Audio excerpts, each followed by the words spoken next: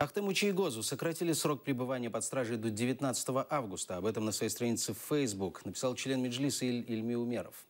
Сегодня состоялось заседание Верховного суда Российской администрации Крыма по апелляционной жалобе адвоката. Защита просила отменить решение Киевского районного суда Симферополя, который продлил арест Чийгоза до 19 ноября. Верховный суд просьбу адвоката удовлетворил частично и сократил срок пребывания под стражей на 3 месяца. Напомним, заместителя председателя Меджлиса Ахтема Чийгоза обвиняют в массовых беспорядках перед Верховной Радой Крыма, где погибли 2 человека. Чийгозу грозит до 10 лет тюремного заключения.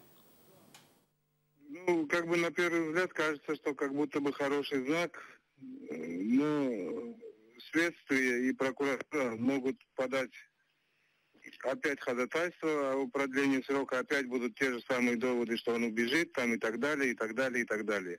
Честно говоря, вот мы все, кто там присутствовали, так и не поняли, что произошло и почему так сделал. Если есть цель освободить, изменить меру пресечения, они могли бы сегодня это уже сделать. Факт, что это было сделано на 3 месяца, ему сократили решение о пребывании под арестом.